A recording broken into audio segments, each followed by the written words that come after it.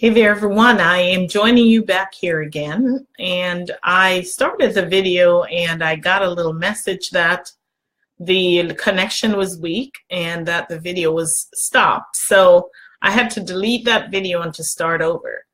So here I am again. And once again, this is Dr. Gwen. And I trust that today is a marvelous day for you. The topic for today is dealing with stress and overwhelm. And I know, as I've been interacting with quite a number of business owners, that a common theme for a few of them is stress and overwhelm, and not being able to know how to prioritize the many things that's on their plates that keep them in a state of constant motion and constant distress. And I, having been in that situation, a type A personality, I feel like I have been a hard charger in the past. Much of that has changed, but this has always been my relationship with time. And I remembered a few years ago when I said to my husband, honey, do you feel like you are on a treadmill, like you're constantly running every single day, like you're trying to catch up with life and you just can't get caught up? And he looked at me and he said, no. And in that moment, I realized that that was my doing.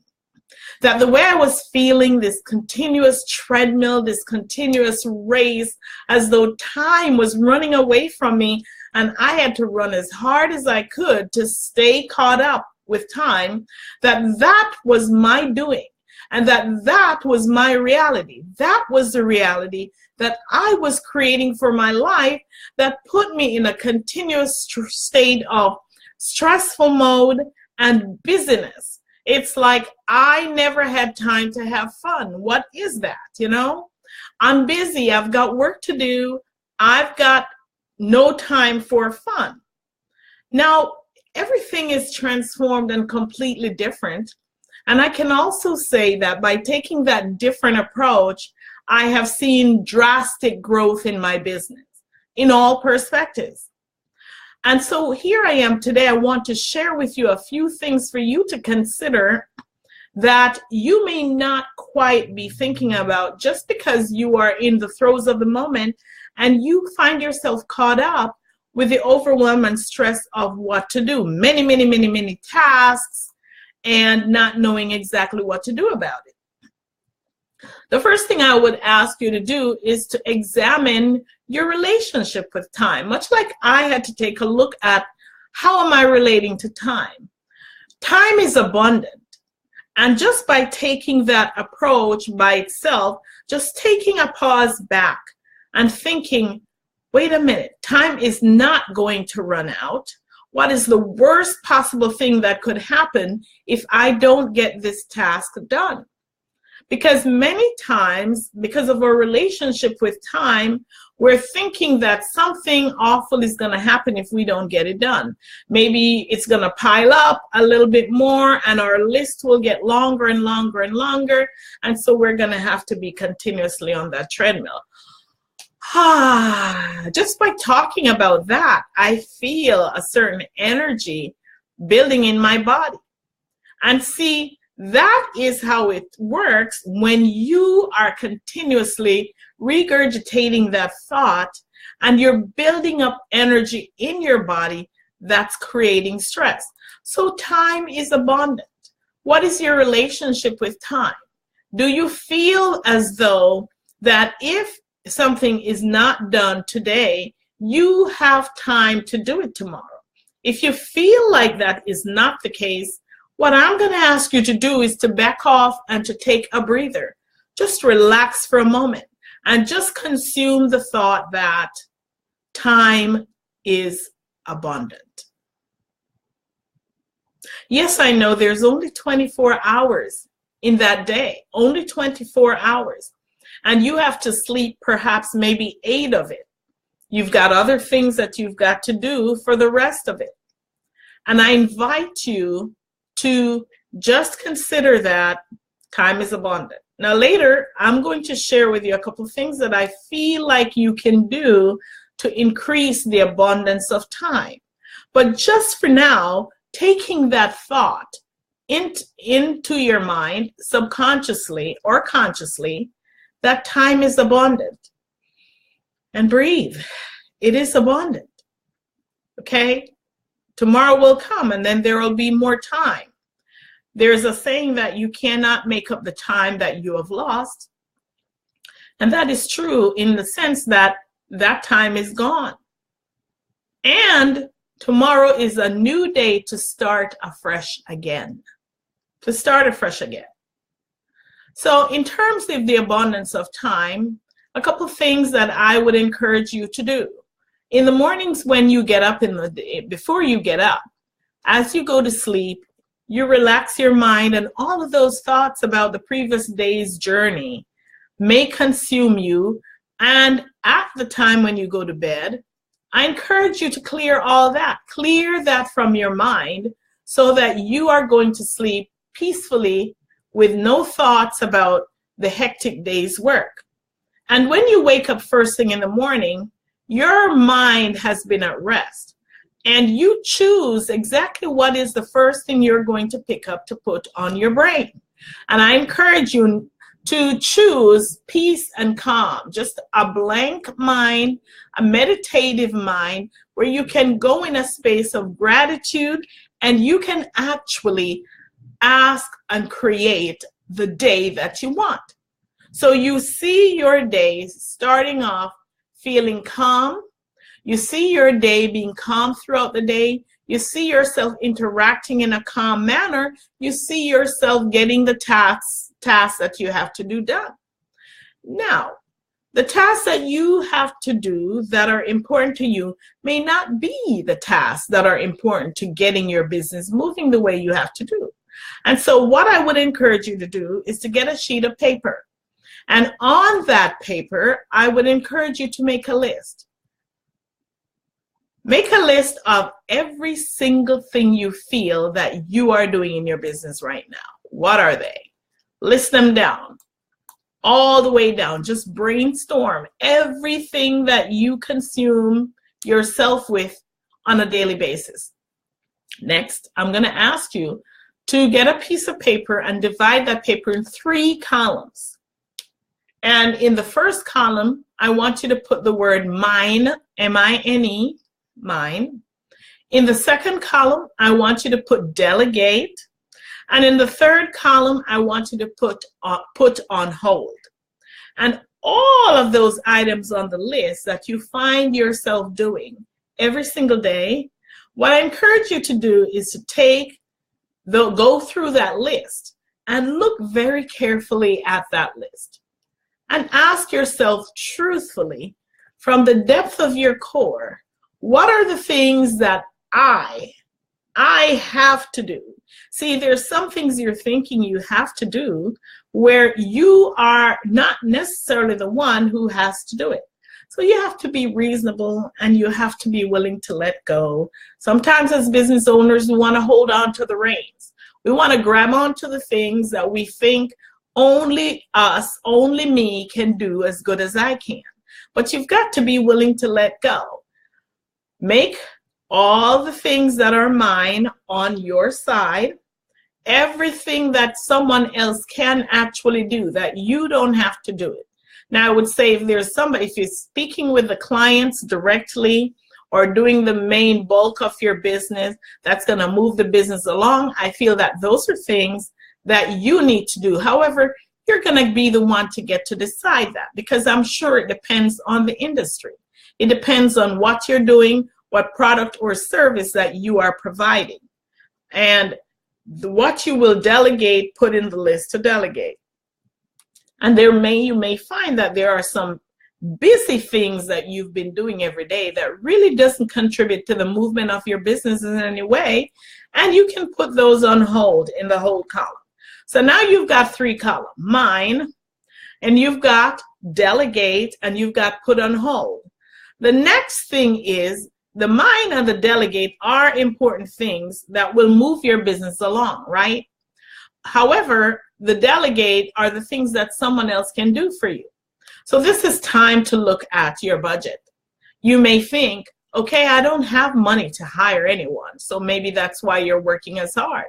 But have you ever thought about maybe you may have kids in your household who would be good at technology, who would be good at probably fixing something on the website, or who would be good at handling another task that they would gladly take over for an allowance that you can do. Or if you can pay them, if they're old enough, then do that. But you can delegate tasks to your kids for an allowance and have them complete those tasks for you while you can focus on the main needle movers in your business, those things that only you should be doing or should be able to be doing. Now, when you do that, what's going to happen is a lot of things are going to open up for you, because now you're going to feel freer. You're not the one doing all of the tasks. Now, I will say this, that you're going to have to find a way, though, to monitor what the other person is doing. And you may be thinking, oh, gosh, by golly. Well, you know what? I'd just rather do it for myself, because that's going to create more work for me to have to monitor them. In the beginning, yes.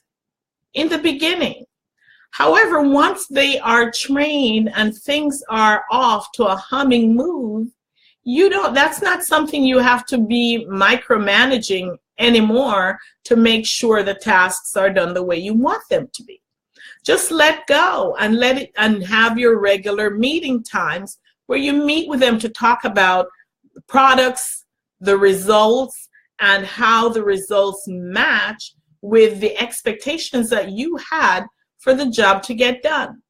Now, doesn't that feel good already when you're able to take an approach that time is abundant, when you're able to take an approach of highlighting the things that you think are the most important for you to do, and then delegating the things that are not.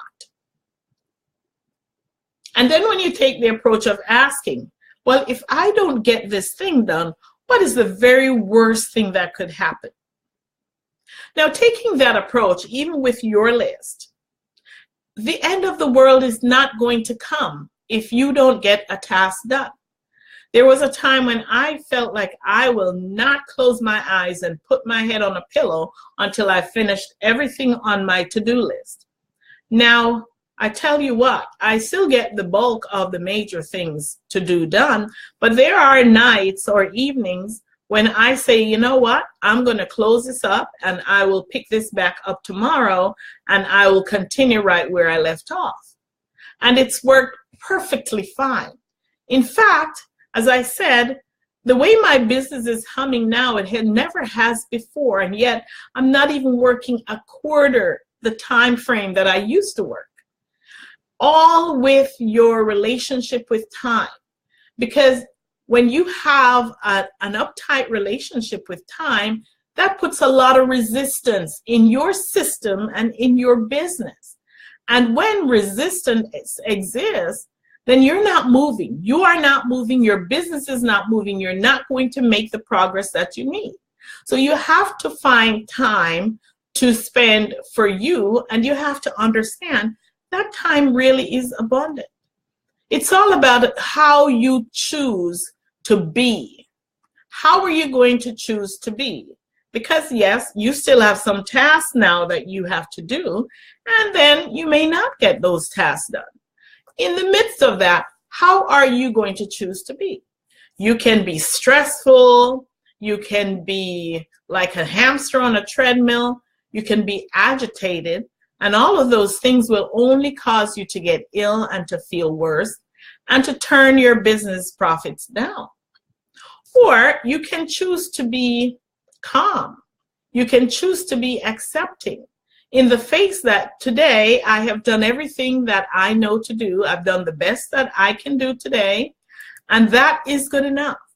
And that tomorrow I'm going to pick back up right where I started and right where it ended, and I'm going to take this puppy and I'm going to run with it and create an experience that is amazing.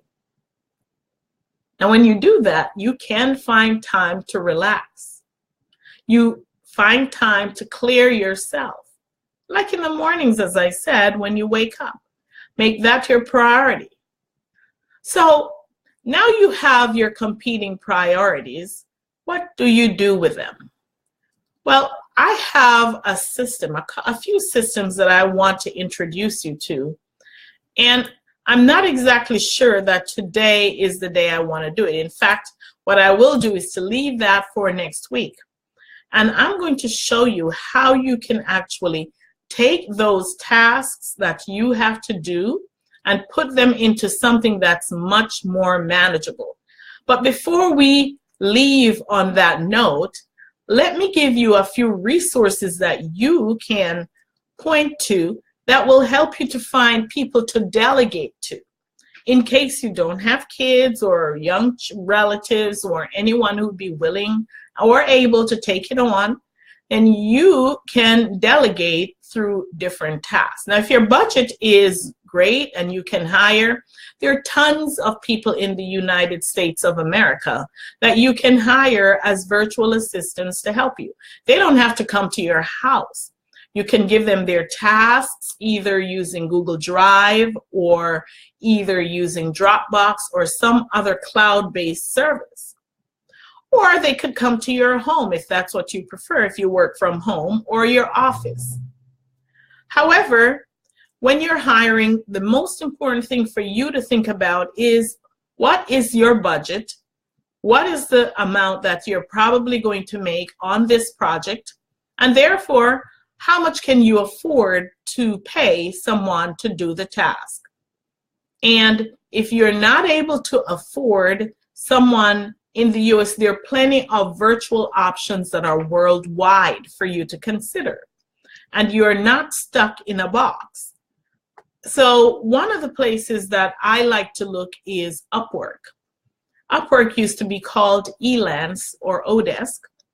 And now on Upwork, you can find virtually any kind of help that you want anywhere around the world from a vast range of prices.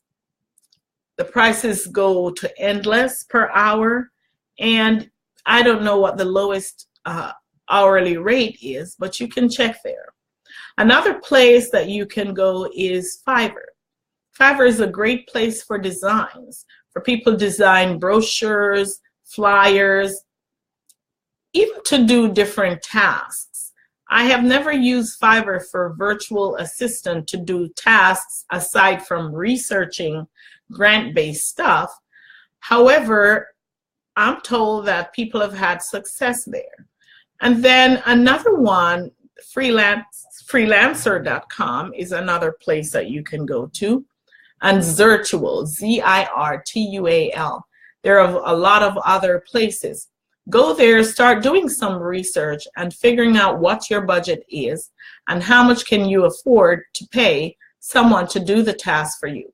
You may be thinking right now, well, gosh, I don't have the money to hire the person. But I may say to you, gosh, you cannot afford not to find the money to hire the person, because in so doing, that will help your business to increase the profits, providing that you're putting the person to work on those tasks that will cause your business to move, cause the business profits to grow. So my friends, I hope that today you have had some insights about dealing with the overwhelm and the stress that come your way in your business and also in your life. And in review, I just want to remind you of a few things that to ensure that you have a relationship with time that is not stressed out, stressful. Think about that time is abundant. And if you are not able to complete a task in one day, the world's not going to come to a drastic end, that more than likely you are going to be able to finish that task on another day. And have a great relationship with time. When you wake up in the morning, set an intention for your day. Set an intention of calm and peace and relaxation, and move about your day in that way. Not thinking in the back of your mind, oh my gosh, I have so many things to do. Never mind about the other things you have to do. Focus on the moment. And next week, I will share with you how you can strategize so that you've got those things that are blocked off for you, so that at that moment you're just thinking about this one single thing instead of getting all overwhelmed and all tied up about things that are not currently on the plate that's to be done. So set those and then work on yourself to become, to be, to just be. Be calm. Just know that everything is going to be okay, and that tomorrow is another opportunity to start afresh again. Thank you so much for joining me, guys. This is Dr. Gwen, skyrocketing business profits from the inside out and empowering your lives to live purposefully and passionately. Bye.